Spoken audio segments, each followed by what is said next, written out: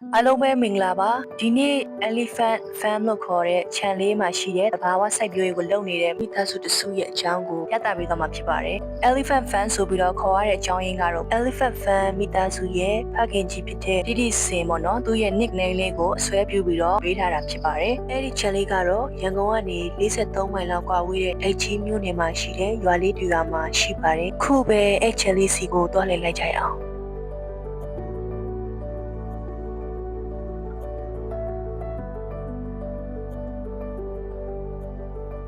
organic စိုက်ပျိုးရေးကိုဘယ်ချိန်ကလေးကနေပြီးတော့တော်တော်ဆက်လုပ်ဖြစ်ခဲ့လဲ ကျမတို့ organic ကိုစပြီးတော့စတင်စိုက်ပျိုးတာကတော့2012ခုနှစ်တည်းကစပြီးတော့စိုက်ပျိုးထားပါတယ်။ဒါပေမဲ့မိသားစုလိုက်ပေါ့နော်။မြို့ပေါ်ကနေပြီးတော့ဒီရွာကိုပြန်ပြီးတော့တောင်းလာခဲ့တာကတော့9နှစ်ရှိပါပြီ။ဒီတဘာဝ organic ဒီနယ်များကိုစိုက်ပျိုးစားတော့ကြပါတယ်။ organic စိုက်ပျိုးရေးကိုဆက်လုပ်တဲ့အခါမှာတခြားသူတွေစီကနေဘလို့တုံ့ပြန်မှုတွေတော်တော်ရင်ဆိုင်ခဲ့ရတယ်တော်။နောက်ပြီးတော့အဲ့လိုမျိုးစိုက်ပျိုးရေးလုပ်တဲ့အခါမှာပေါ့တော်တော်ဘာတွေသင်ယူလေ့လာရရှိခဲ့လဲ ဒီစိုက်ပျိုးရေးပေါ့နော်ပြောင်းပြီးတော့လောက်လာတဲ့အခါကျတော့ခက်ခဲတွေကြုံခဲ့ပါတယ်။တချို့သူတွေကကျတော့ယူနေပြီလားပေါ့နော်။ဘာဖြစ်လို့ဒီလိုမျိုးစိုက်ပျိုးရေးကိုလှုပ်ချင်ရတာလဲပေါ့စိုက်တဲ့ခါမှာကျတော့လေကိုကျန်းကျင်တဲ့မဟုတ်တဲ့ခါကျတော့ပို့ပြီးတော့တင်ယူရတာတွေရှိတယ်ပေါ့နော်တောင်သူတွေစီကနေတင်ယူရတာလေးတွေရှိတယ်မြေကြီးတွေပေါက်တာအစားပေါ့နော်ဒီစိုက်ပေါင်းတွေညီတာတော့မညီတာတော့ပေါ့နော်တို့စီကတင်ယူရတာလေးတွေရှိတယ်စိုက်ကင်းအတွက်မျိုးစေ့တွေကိုတော်တော်ဘယ်လိုမျိုးရယူပြီးစိုက်ပျိုးပါသလဲ မျိုးစေ့တွေကိုတော့ပေါ့နော်အရင်ကတော့ရင်းကနေဝယ်စိုက်တာလည်းရှိတယ်အဲ့ဒီအပြင်ကိုမိတ်ဆွေတွေကြားနေရတဲ့မျိုးစေ့တွေရှိအဲ့ဒီမျိုးစေ့တွေကိုပြန်ပြီးတော့ channel မှာမျိုးခံပါတယ်ရေရုပ်တို့ခရမ်းလိုမျိုးတိတ်ပြီးတော့စိုက်တာလေးတွေလုပ်ပါတယ်အပင်လိုက်မျိုးခံတာတွေလည်းလုပ်ပါတယ်ပိန်းတွေဆိုရင်တော့ပိန်းကောင်းပေါ့နော်အဲ့ဒါတွေကိုခံထားတာရှိတယ်လောဘီနယ်ဆိုလည်းသူ့ရဲ့မျိုးကိုပေါ့နော်ဒေချာရိတ်ထဲမှာထားပြီးတော့မှနောက်နေ့ပြန်စိုက်တာမျိုးပေါ့နော် organic စိုက်ပျိုးရေးကိုတော်တော်လုပ်တဲ့အခါမှာပေါ့နော်တဘာဝဘေးရန်တွေကိုတော်တော်ဘယ်လိုမျိုးကြုံခဲ့ရလဲအဲ့လိုမျိုးကြုံလာတဲ့အခါမှာဘယ်လိုမျိုးရင်ဆိုင်ဖြစ်ရှင်းဖြစ်ခဲ့လဲ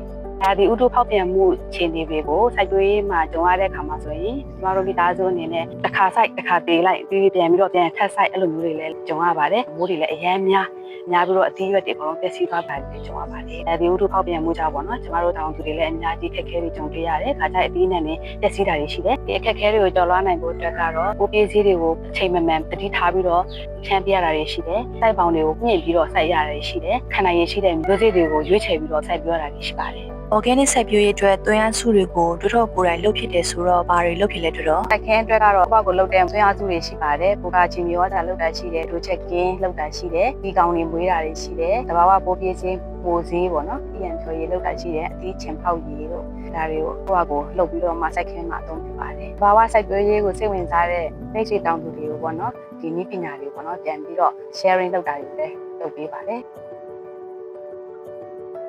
်တင်ရဲ့အားကြီးပေါ့ဒီရန်ကိုလွယ်တယ်9မိုင်တော့ကတော့9ရဲ့ခုတ်ထားတဲ့အစအနှတွေစုတင်9ပစ္စည်းတွေ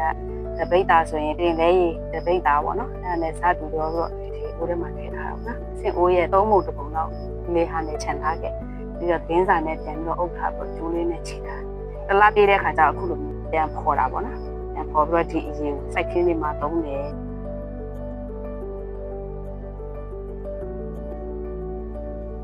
ဒေတာချက်တွေလည်းမွေးပါတယ်ဒေတာချက်တွေကိုတော့ဘာဝအစားအစာတွေပဲကျွေးပါတယ်စကွဲတို့ခွဲနူးတို့ပြီးတော့ channel မှာရှိတဲ့နေဒီယာတို့နောက်ပြီးတော့အတီးရွက်တွေပေါ့နော်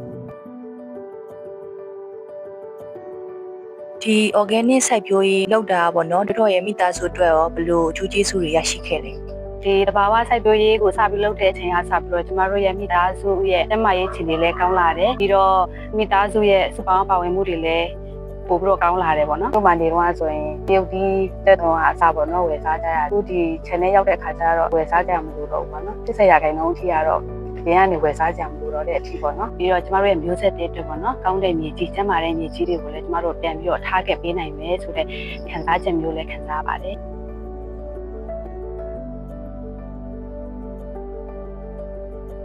တော်စာရိုမိသားစုတဘာဝတိုင်းစိုက်ပျိုးနေတာကိုချီးပြီးတော့သူတို့အနီးနားမှာရှိတဲ့အခြားမိသားစုဝင်များကလည်းတဘာဝနီလန်းများကိုစိတ်ဝင်စားပြီးတော့စိုက်ပျိုးလာကြပါတယ်မိမိတို့ channel မှာရရှိပြီးတော့မျိုးခံထားတဲ့မျိုးစေ့တွေကိုလည်းအချင်းချင်းမျှဝေလာကြပါတယ်